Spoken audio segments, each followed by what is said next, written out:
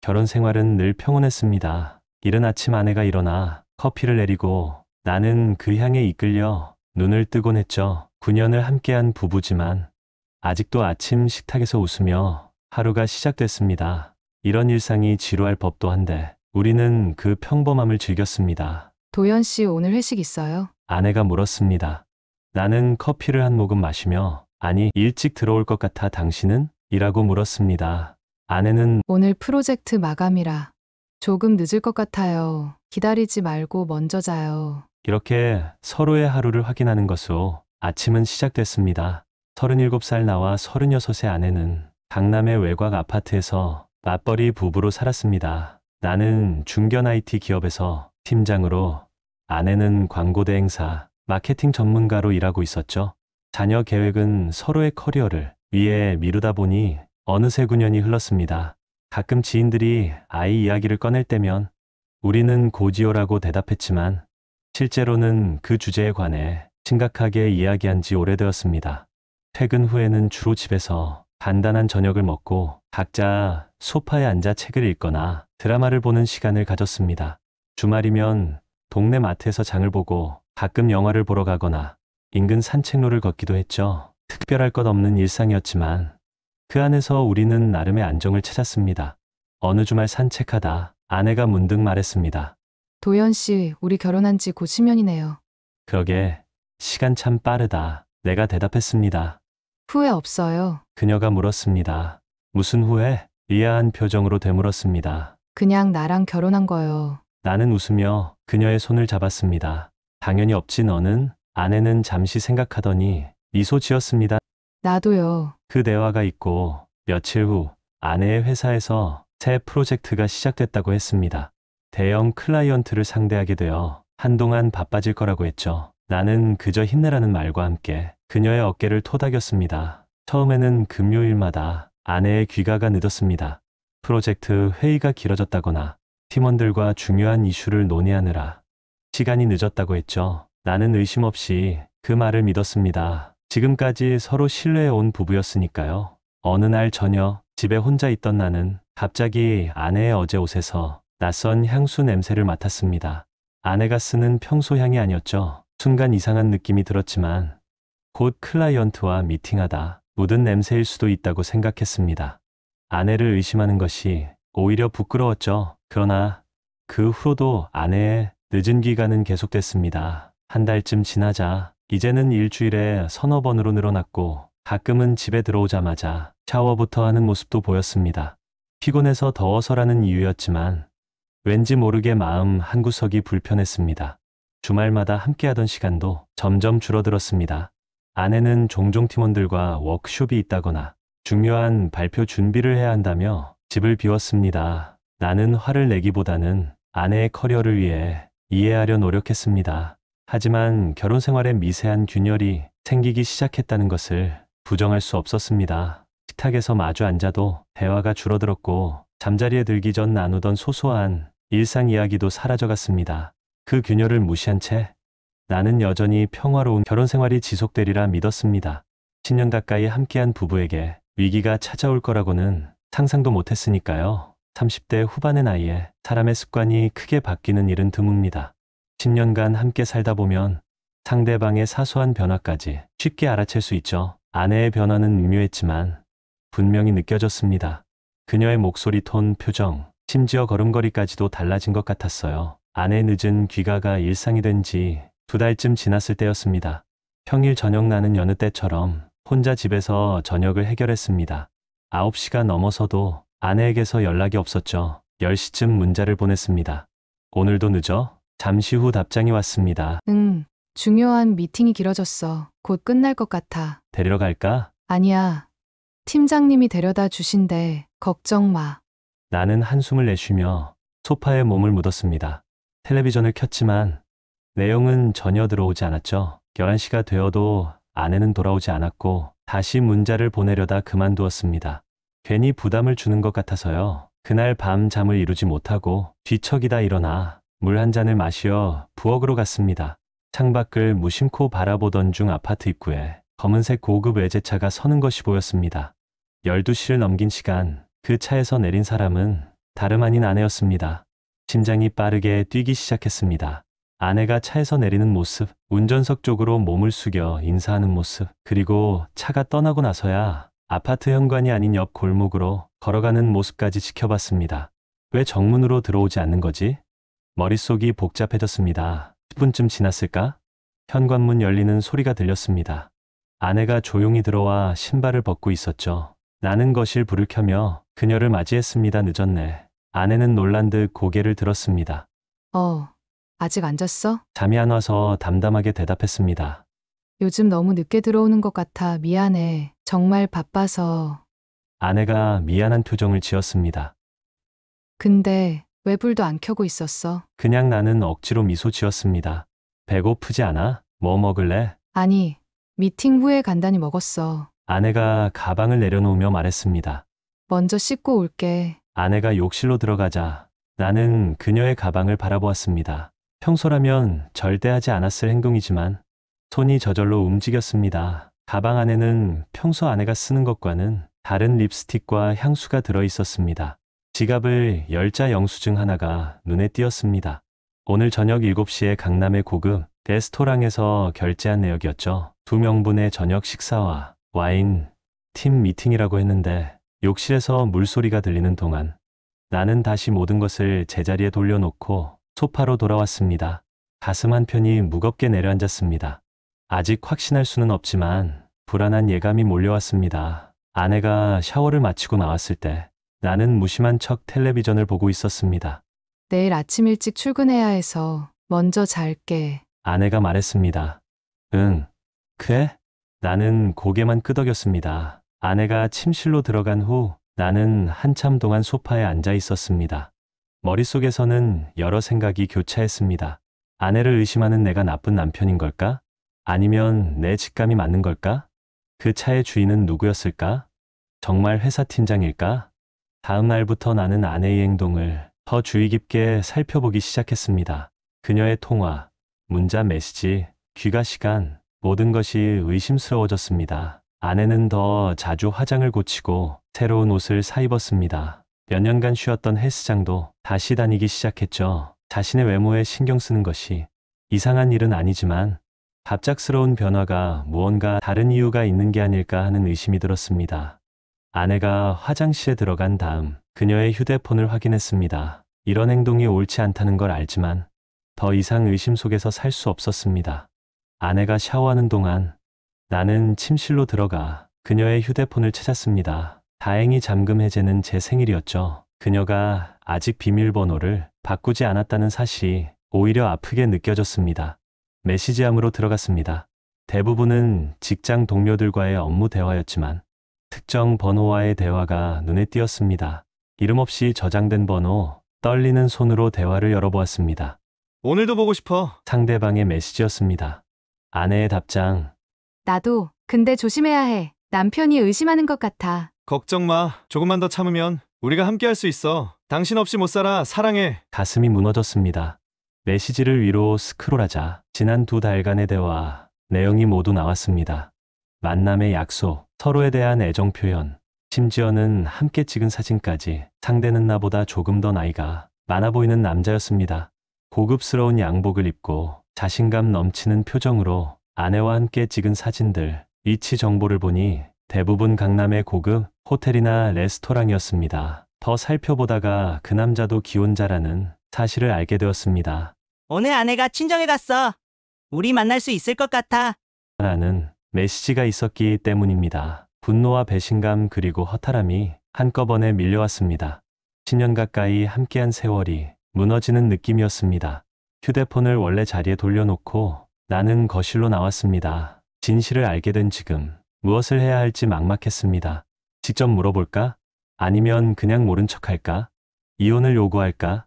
머릿속이 복잡했습니다. 아내가 샤워를 마치고 나왔을 때 나는 소파에 앉아 있었습니다. 그녀는 평소처럼 행동하려 했지만 내 표정을 보고 뭔가 이상하다는 것을 느꼈는지 물었습니다. 무슨 일 있어? 나는 깊은 숨을 들이신 후 대답했습니다. 여보, 우리 이야기 좀 할까? 그녀는 조심스럽게 내 옆에 앉았습니다.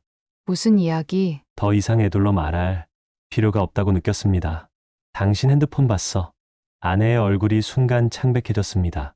뭐, 다 봤어? 그 사람과의 메시지도 사진도 침묵이 흘렀습니다. 아내는 말없이 고개를 숙였고 나는 그녀의 반응을 기다렸습니다. 마침내 그녀가 입을 열었습니다. 미안해.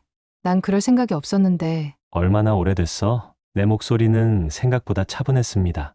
3개월 정도. 아내가 작은 목소리로 대답했습니다. 그 사람은 누구야? 어떻게 만났어? 신규 클라이언트 회사 이사. 프로젝트 미팅에서 처음 만났어. 그 사람도 결혼했어. 아내가 놀란 듯이 나를 바라보았습니다. 어떻게 알았어? 아내가 친정에 갔다고 메시지에 적혀 있더라. 아내는 한동안 아무 말도 하지 못했습니다. 눈가에 눈물이 맺히기 시작했죠. 도연 씨, 난 외로웠어. 그녀가 마침내 입을 열었습니다. 당신은 늘 일만 했잖아. 나를 위한 시간이 없었어. 그 말에 화가 치밀었지만 참았습니다.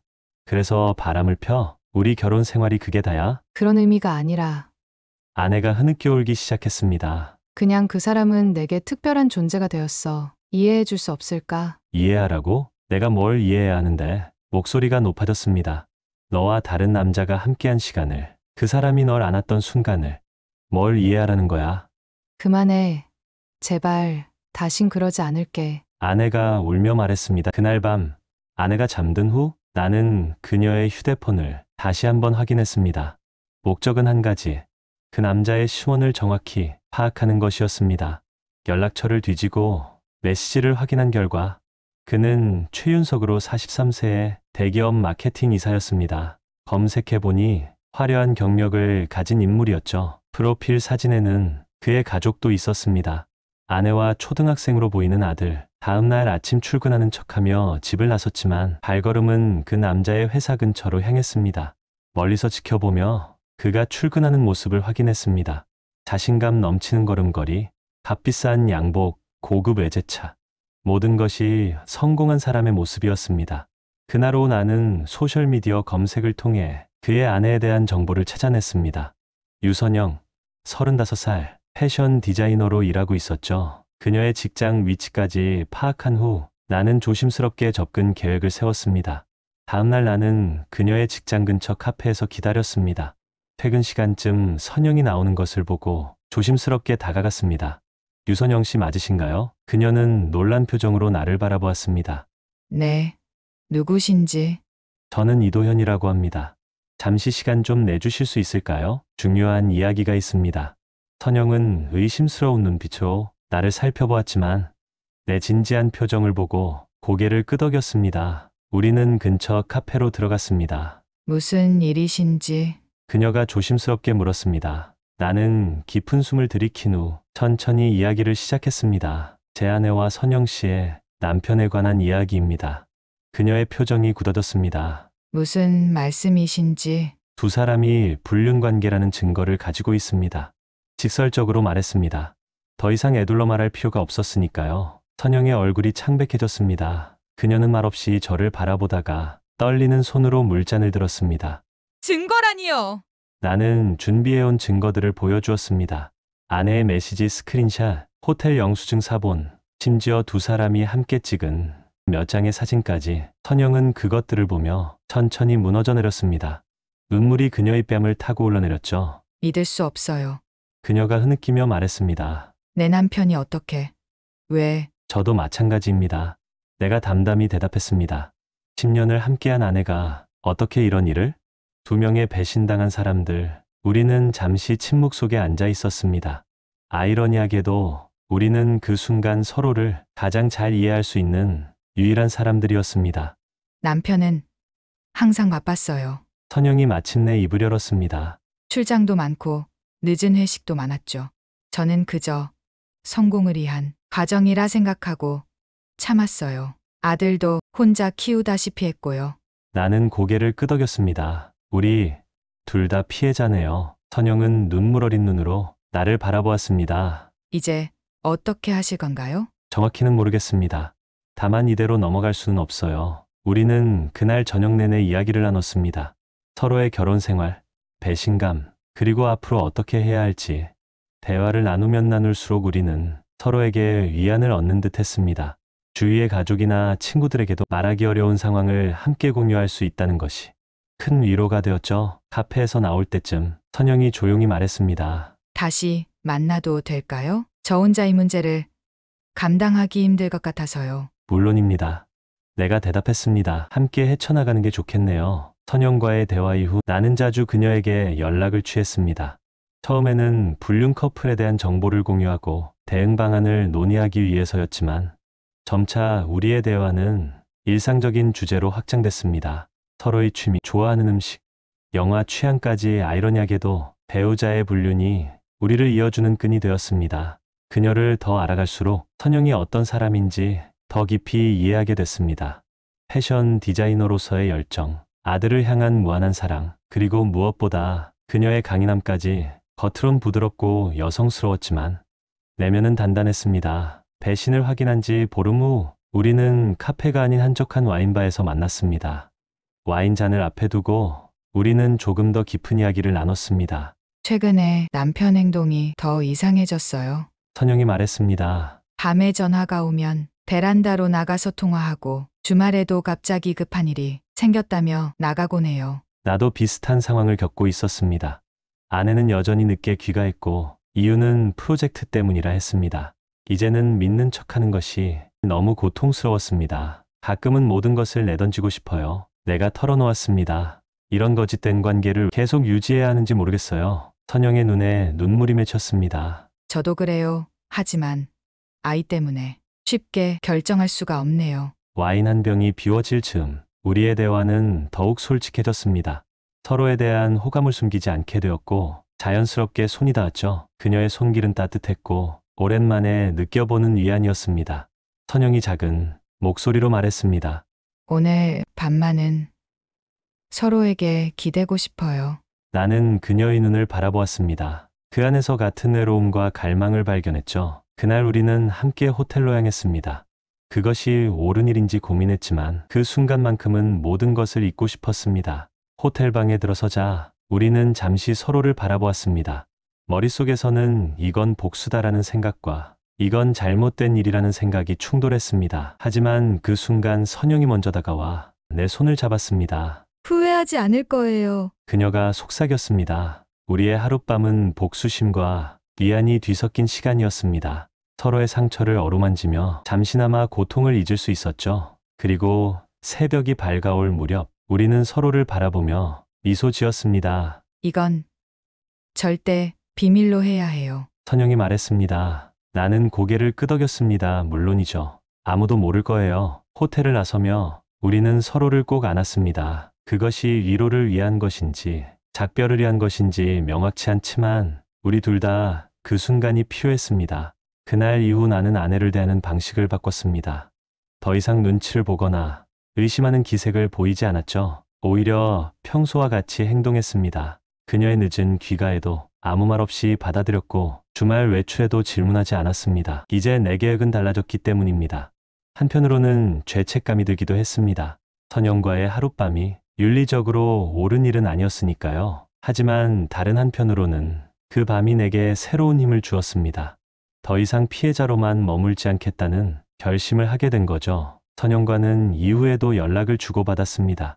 주로 문자나 전화로 가끔은 짧은 점심 약속도 했죠. 하지만 그날 밤의 일은 다시 언급하지 않았습니다. 우리 모두 그것이 일회성이라는 것을 알고 있었으니까요. 진실을 알게 된 지 한 달 동안 아내는 늦게 다녔지만 정신을 차린 듯 스마트폰에는 불륜의 흔적이 없었습니다. 그러다 우연히 통신요금에서 아내의 명의에 모르는 번호에 스마트폰 요금 결제를 확인했습니다. 나는 아내가 잠잘 때 가방을 열어 전원이 꺼진 스마트폰을 발견했습니다.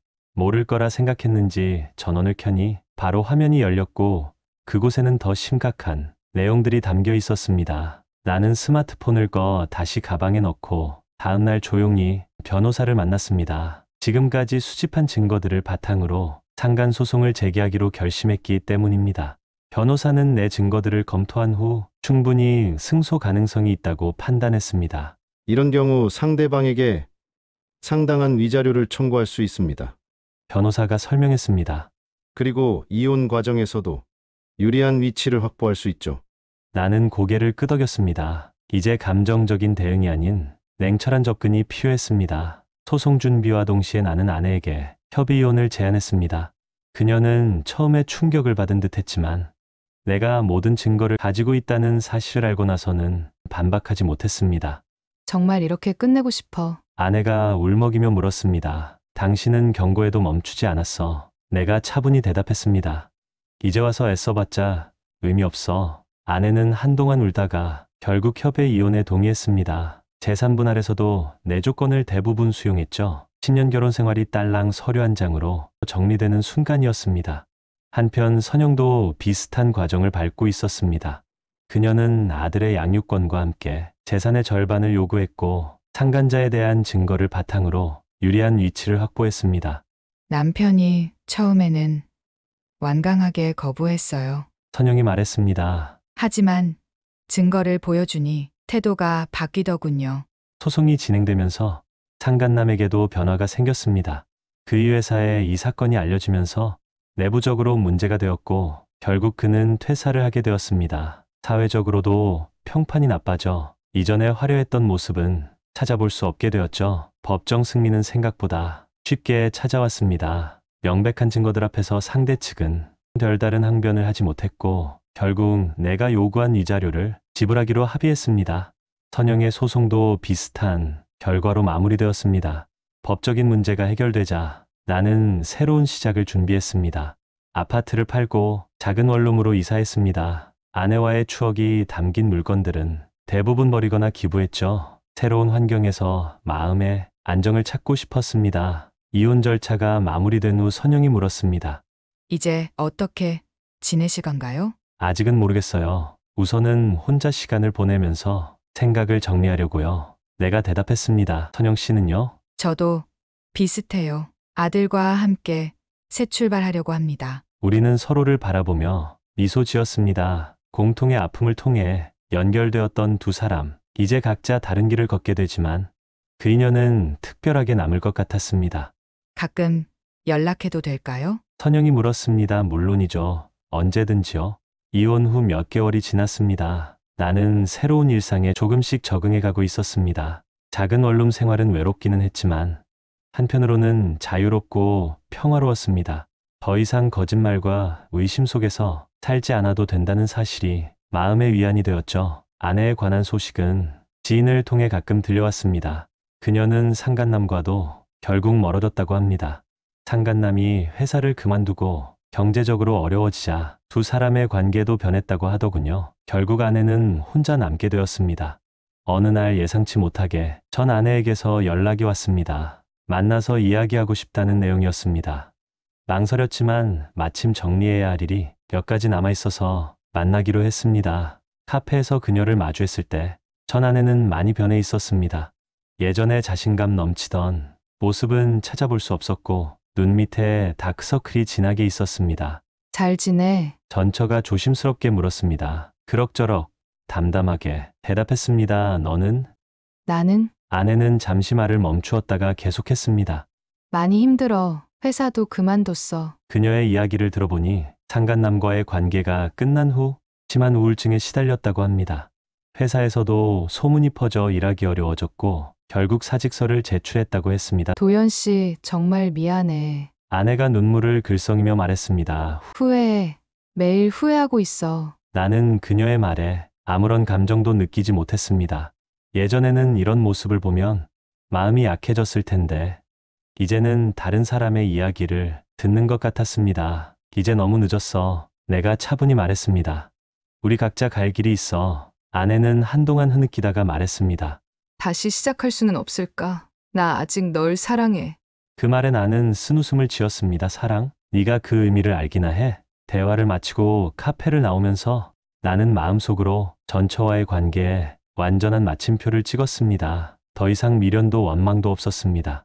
그저 과거의 한 장이 끝났다는 담담함만 남았죠. 그날 저녁 선영에게 전화를 걸었습니다. 오랜만에 연락이었습니다. 오늘 전처를 만났어요. 내가 말했습니다. 정말요? 무슨 이야기를 했나요? 선영이 관심 있게 물었습니다. 화해하자고 하더군요. 하지만 거절했습니다. 선영은 잠시 침묵했다가 말했습니다. 현명한 선택이에요. 사람은 쉽게 변하지 않으니까요. 우리는 한동안 각자의 근황에 대해 이야기했습니다. 선영은 아들과 함께 새 아파트로 이사했고 디자인 작업도 다시 시작했다고 했습니다. 그녀의 목소리는 활기가 느껴졌습니다. 가끔 만나실래요? 통화를 마치기 전 선영이 조심스럽게 물었습니다. 그냥 식사나 영화 정도로요. 나는 잠시 생각한 후 대답했습니다. 좋아요. 그렇게 해요. 선영과는 아들과 함께 나와 식사를 하거나 영화를 보게 되었습니다. 연인은 아니었지만 서로에게 편안한 존재였습니다. 같은 상처를 가진 사람들끼리의 특별한 유대감이었죠. 우리는 이런 관계가 좋은 것 같아요. 어느 날 선영이 말했습니다. 서로에게 부담 없이 그저 필요할 때 위로가 되는 사이. 나도 동의했습니다. 지금으로서는 이런 관계가 가장 편안하게 느껴졌으니까요. 이혼 후 1년이 지났습니다. 나는 이제 원룸 생활에 완전히 적응했고 회사에서도 새로운 프로젝트를 맡아 바쁘게 지내고 있었습니다. 혼자 사는 삶도 생각보다 나쁘지 않았습니다. 오히려 자신만의 시간과 공간을 마음껏 활용할 수 있어 만족스러웠죠. 선영과는 여전히 가끔 만나고 있습니다. 처음에는 일주일에 한두 번 만났지만 최근에는 한 달에 한두 번 정도로 줄었습니다. 서로 바쁘기도 했지만 각자의 삶에 더 집중하게 되었기 때문이기도 했습니다. 도연 씨는 재혼 생각 없으세요? 어느 날 선영이 물었습니다. 나는 고개를 저었습니다. 아직은 없어요. 혼자 있는 것도 나쁘지 않아서요. 선영 씨는요? 저도 비슷해요. 아들이 있으니 더 조심스럽기도 하고 선영이 대답했습니다. 결혼이 행복의 조건은 아닌 것 같아요. 그 말에 깊이 공감했습니다. 사회적 통념과 달리 결혼이 모든 사람에게 행복을 가져다 주는 것은 아니었습니다. 어떤 이들에게는 혼자만의 시간이 더 가치 있을 수도 있고 또 다른 이들에게는 다양한 인연과의 관계가 더 의미 있을 수도 있었죠. 전처에 관한 소식은 거의 들리지 않게 되었습니다. 마지막으로 들은 소식은 그녀가 고향으로 내려갔다고 합니다. 새 출발을 위해서였을 거라 짐작했습니다. 상간남에 관해서도 마찬가지였습니다. 그가 어떻게 지내는지 지금 무엇을 하고 있는지 알 수 없었고 사실 알고 싶지도 않았습니다. 가끔 복수를 위해 그렇게 많은 시간과 에너지를 쏟은 것이 과연 옳았는지 의문이 들기도 합니다. 분명 그때는 그것이 정의롭고 필요한 일이라고 생각했지만 이제 와서 생각해보면 그저 더 많은 상처를 만들어낸 것은 아니었을까 하는 생각이 들기도 했습니다. 이런 생각을 선영에게 털어놓았을 때 후회하세요? 그녀가 물었습니다. 후회까지는 아니에요. 그저 다른 방법은 없었을까 싶기도 해요. 선영은 고개를 저었습니다. 저는 후회하지 않아요. 그들이 한 일에 대한 대가를 치른 거니까요. 게다가 그 과정에 도연 씨를 만났잖아요. 그 말에 미소가 지어졌습니다. 그렇습니다. 모든 경험에는 의미가 있었습니다. 배신의 아픔을 통해 나는 더 강해졌고 복수의 과정에서 선영이라는 소중한 인연을 만났습니다. 비록 우리가 일반적인 연인으로 만나지는 않았지만 서로에게 특별한 존재임은 분명했습니다. 38번째 생일을 혼자 맞이하던 날 작은 케이크와 함께 소원을 빌었습니다. 더 이상 과거에 얽매이지 않고 현재에 충실하며 살아가겠다고, 그리고 무엇보다 내 삶의 주인은 나 자신임을 잊지 않겠다고 창밖으로 보이는 밤하늘을 바라보며 생각했습니다. 복수는 끝났지만 인생은 계속됩니다. 어제는 선영 씨에게 전화가 왔습니다. 도연 씨, 아들이 많이 아파요. 병원에서 아들이 당신을 많이 보고 싶어 해요. 와주실 수 없을까요? 그 말에 저는 고민에 빠졌습니다. 많은 의미를 담고 있는 말이니까요. 그러나 내가 어떤 결정을 할지 모르지만 이제는 두렵지 않습니다. 더 이상 나를 속일 사람은 없으니까요.